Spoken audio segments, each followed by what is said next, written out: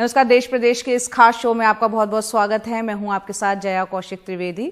शुरुआत करते हैं बंगाल से, जहां शनिवार को पहले चरण के लिए वोटिंग होने जा रही है।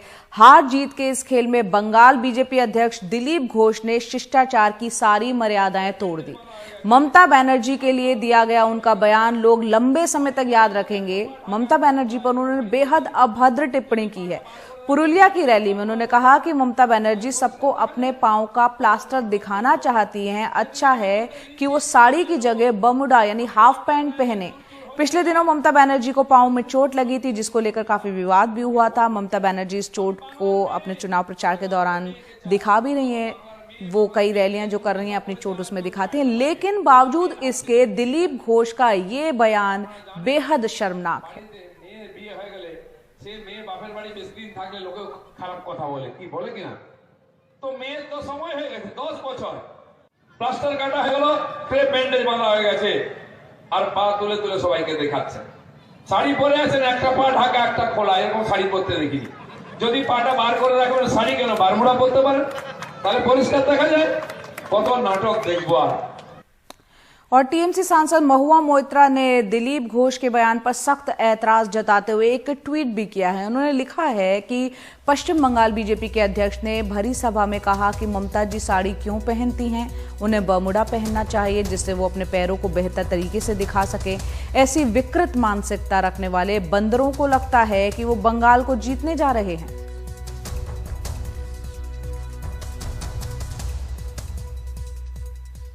और वहीं पश्चिम बंगाल के आसनसोल में बीजेपी ने आरोप लगाया है कि उसके एक कार्यकर्ता के घर के बाहर तृणमूल के लोगों ने हवा में फायरिंग की और धमकी देकर गए हैं। और बाद में मौके पर तृणमूल से बीजेपी में आए जितेंद्र तिवारी भी पहुंचे। पुलिस से इस बारे में शिकायत की गई है।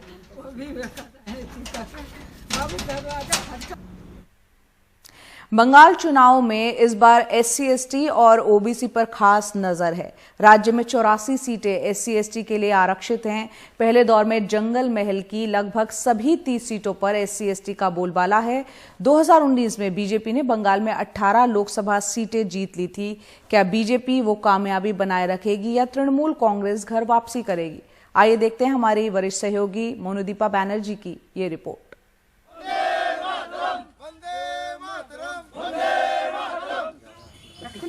संथाली सिनेमा की ये सुपरस्टार अब अपने समुदाय के लिए जिंदगी की असली जंग लड़ रही है, जंगल महल के आदिवासियों के लिए।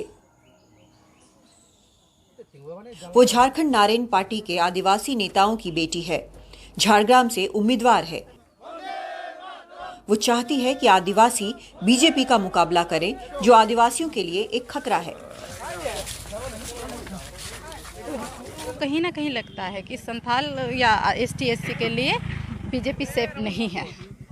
बीजेपी हम लोगों को बेदखल करेगा क्योंकि सबके पास जमीन का कागज नहीं है, सबके पास हाँ खतरे में है। बीजेपी आएगा तो आदिवासी धर्म को खतरे में होगा, ये तो सबको पता है, क्योंकि वो लोग हिंदू के सिवा कुछ नहीं सोचता है। हालांकि इस आरोप को झारग्राम से बीजेपी उम्मीदवार सुखमय रॉय नकारते हैं। उनके मुताबिक अटल बिहारी वाजपेयी ने ही आदिवासियों को उनका राज्य झारखंड दिया। वो कहते हैं कि TMC लोगों को बांट रही है। उनका काम ही यही है, लोगों में भाग बंटवारा करना। ट्राइबल लोगों के लिए, आदिवासी के लिए तो वाजपेयी जी का जिस टाइम में सरकार था, झारखंड डिमांड था, झारखंड राज्य दे दिया। तो ट्राइबल लोग, आदिवासी लोग सब जानते हैं कौन कैसा है। दोनों विरोधी SC/ST कार्ड खेल रहे हैं। बंगाल में SC/ST आबादी करीब 30% है, 27% अल्पसंख्यक आबादी से ज्यादा। 2019 में SC/ST वोटों को लुभाकर बीजेपी ने 18 सीटें जीती थीं। जिन 30 सीटों पर पहले दौर में वोट हैं, उनमें से 26 सीटें TMC ने 2016 में जीती थीं, लेकिन उनमें से 20 सीटों पर 2019 में बीजेपी ने बढ़त हासिल की थी। गांव के लोग भी बंटे हुए हैं। कुछ का कहना है बीजेपी को वोट देना भूल थी, तो कुछ की राय है कि TMC को कभी नहीं। हमने 2019 में बीजेपी को वोट करके गलती की। उन्होंने 15 लाख का वादा किया था, हमें तो कुछ नहीं मिला। हमने तृणमूल के दौर में पंचायत के लिए मनरेगा में काम किया, लेकिन हमें कभी भी हमारा पैसा नहीं मिला। हाल के दिनों में TMC बीजेपी दोनों के बड़े नेता SC/ST OBC को लुभाने के लिए बड़े बड़े वादे कर रहे हैं। हर वोट का महत्व है और पहली चरण में पहले 30 सीट के लिए कैसे वोट डाला जाएगा, इस पर सबका नजर। झारग्राम से जीडी शंकर के साथ मोनिदीपा बनर्जी, एनडीटीवी इंडिया। बिहार विधानसभा में मंगलवार को अप्रत्याशित घटनाक्रम सभी ने देखा, जब विपक्षी विधायकों को घसीटकर बाहर निकाला गया, उनके साथ पुलिसकर्मियों ने बदसलूकी की, उन्हें स्ट्रेचर पर लाद कर ले जाया गया। उस पर मुख्यमंत्री का क्या रिएक्शन है वो भी बताते हैं। मुख्यमंत्री नीतीश कुमार बुधवार को एक बार फिर से अपना आपा खोते हुए नजर आए, जब विपक्षी विधायकों ने विधान परिषद में हंगामा किया। उन्होंने कहा कि बिहार विधानसभा में पुलिसकर्मियों को बुलाने के अलावा कोई और विकल्प ही नहीं बचा था। नीतीश विधायकों के खिलाफ पुलिस की कार्रवाई को सही बताते हुए नजर आए। विधायकों को पीटते हुए बिहार पुलिस के जवानों का दृश्य अब वायरल है।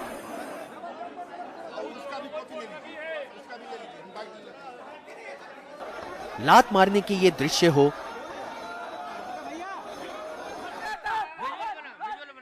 या महिला विधायकों को ऐसे घसीटते हुए, ये सब मंगलवार को बिहार विधानसभा में अध्यक्ष के चेंबर के बाहर और सदन के अंदर हुआ।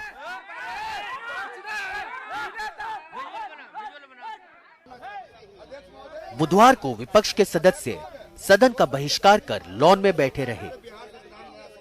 वो मंगलवार की हिंसा का विरोध कर रहे हैं।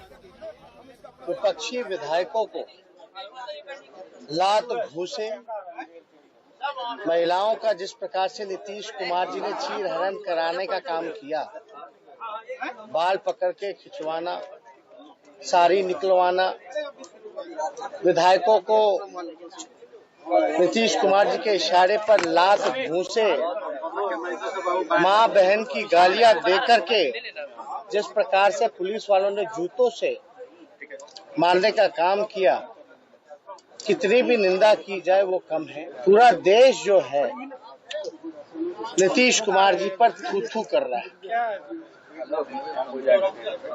पूरा देश नीतीश कुमार से सवाल पूछ रहा है और नीतीश कुमार जी पूरी तरीके से नैतिकता और शर्म को बेच खाए। उधर मुख्यमंत्री कह रहे हैं कि धरने पर बैठे विधायकों ने अध्यक्ष और अन्य मंत्रियों को बंधक बनाया हुआ था। यही नहीं, वो सदन में भी काफी हिंसक थे। सबको मालूम नहीं है कि क्या कर रहे हो, है? और यहाँ के लोग शांति से बैठे हैं। आप लोग जो अटैक करते हो, इधर के लोग अटैक करते हैं, इधर के लोग सुन लेते हैं। इस तरह का कांग्रेस के लोग भी नई परंपरा का, और पूरा का पूरा एनडीए के तमाम लोग बैठे रहे हैं। आप लोग बात कर रहे हैं, अंदर बैठिए, आप लोग बैठिए, बताना चाहिए किसी भी चीज को।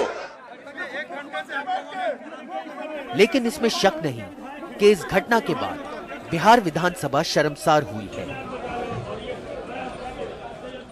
शायद सदन के अंदर विधायकों को पिटवाने की ये अपने आप में एक पहली घटना होगी।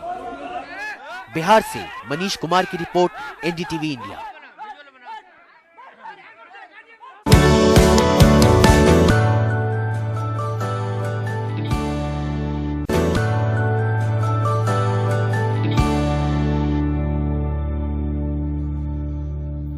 ब्रेक के बाद एक बार फिर आपका बहुत बहुत स्वागत है। अब खबर उत्तर प्रदेश के आगरा से, जहां दो भाइयों के बीच जमीन विवाद को सुलझाने के लिए जो दरोगा गए थे, उनकी गोली मारकर हत्या कर दी गई। एक भाई ने शाम को पुलिस से शिकायत की थी, जिसके बाद दारोगा प्रशांत यादव एक कांस्टेबल के साथ मौके पर पहुंचे। मौके पर पुलिस को देखकर दूसरे भाई ने भागना शुरू कर दिया। दरोगा भी उनके पीछे भागे तो उसने उन पर जो है पुलिस पर गोली चला दी और घटना के बाद से इलाके में तनाव बना हुआ है। मुख्यमंत्री योगी आदित्यनाथ ने परिवार को 50 लाख रुपए की मदद और एक सदस्य को नौकरी देने का ऐलान किया है।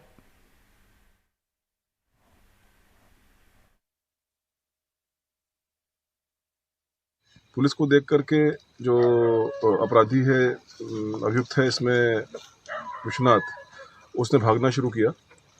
सब इंस्पेक्टर और कांस्टेबल दोनों ने ही बहुत ही बहादुरी का परिचय देते हुए उसको चेज किया जब वो पास में पहुंचे तो उसके पास कोई एक इलीगल कंट्री मेड वेपन होगा, उससे उसने फायर एक राउंड किया, जिससे कि उसके गले में गोली लगी और उसकी हमारे साथी जो थे सब इंस्पेक्टर, वो शहादत को प्राप्त हुए। तो देश प्रदेश में फिलहाल मेरे साथ इतना ही। नमस्कार।